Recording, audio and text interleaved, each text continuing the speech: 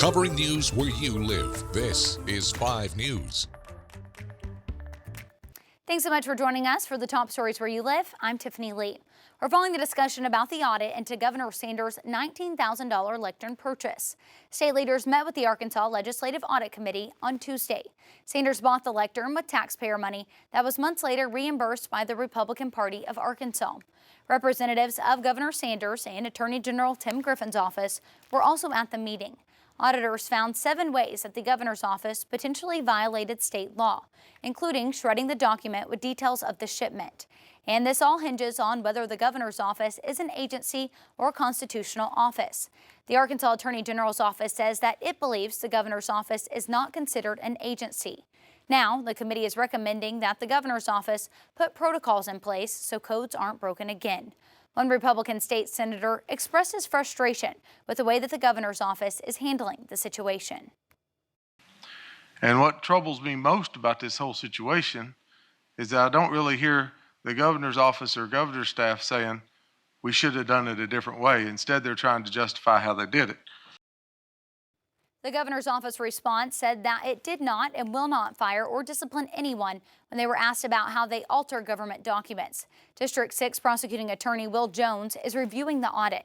He calls this standard operating procedure and says that it's no different than any other file review sent to his office by an investigative authority. Meanwhile, we're following the federal case against 2 former Crawford County deputies involved in a violent arrest in 2022. Now, both deputies seen in the viral video have changed their plea. This is that video we're talking about. It shows the deputies and a 3rd local police officer punching and slamming Randall Worcester during an arrest. Yesterday, former Deputy Levi White's attorneys filed paperwork to change his plea. On Monday, Zachary King, another deputy seen in the video, changed his plea from not guilty to guilty. White's original trial date was scheduled for May 6th. His plea change hearing is set for Friday. In other news, local airports in 5 countries have had a strong start to 2024 so far. XNA says that they have seen nearly 250,000 travelers in the first 3 months of this year. XNA says the airport has had their busiest 3 months ever. Fort Smith Regional Airport is also seeing an increase in travelers. According to the airport's passenger activity records, there have been over 13,000 travelers in the first 3 months, compared to the nearly 12,000 last year. XNA says that this year is a continuation of last year's growth. In 2023, it was often labeled as revenge travel. However, with this increase in employments continuing and seeping into 2024, it doesn't seem to be revenge travel. It seems to be the new norm, that more people are flying XNA, more people are utilizing many of our nonstop destinations. She says projects are underway to help deal with the increase in traffic. The airport is holding a groundbreaking ceremony today, marking the start of construction of the access road that will provide an alternate route to the airport. We'll get to more stories in a minute, but first let's send it over to meteorologist Zach Scott for a look at today's weather. Tiffany, we've got a warm day expected. Your Wednesday likely going to be the warmest day of 2024 so far. We'll have temperatures topping out today in the low to mid 80s in northwest Arkansas.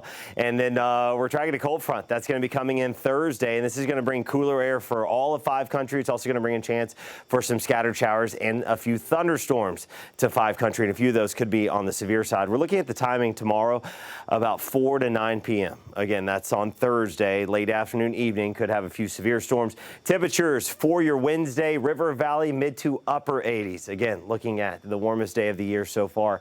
We'll bottom out with some 50s and 60s going into Saturday. I think Saturday, the River Valley has the best chance for some scattered showers right now. We'll keep you updated over the next couple days. Thanks for that, Zach. Well, after a lengthy discussion, Fort Smith city directors have decided to table the issue of whether to increase water rates. It's a conversation they've been having since the fall. 5 News reporter Lauren Spencer explains where this all stands. Nobody likes to raise water rates, and they want to ensure that they have looked at every angle. The board says it simply needs more time to talk about how to fairly charge customers. Those that use more water would pay for it more.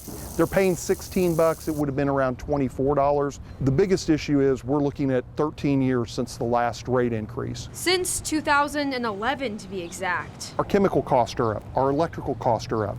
The minimum wage has gone up, and so have salaries. Materials have gone up.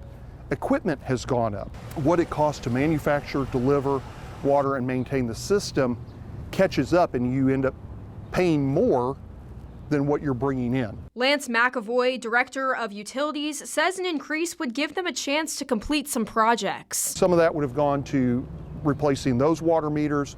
Our lines are getting old. Expanding our transmission line, the 48-inch that we're trying to get built that would go through the east side of town, and possible upgrades to the Lake Fort Smith plant to produce more water. Ward 2 Director Levon Morton agrees it's time to decide as the city is losing money. We're not doing our job for the people or the businesses here or the military or the Chamber of Commerce or any other organization trying to move the city forward. We are holding it back because we're selling water for less than what it costs us to produce it. While Director at Large Kevin Settle says he isn't fully sold just yet. Times get tough. People don't raise rates. People reduce spending.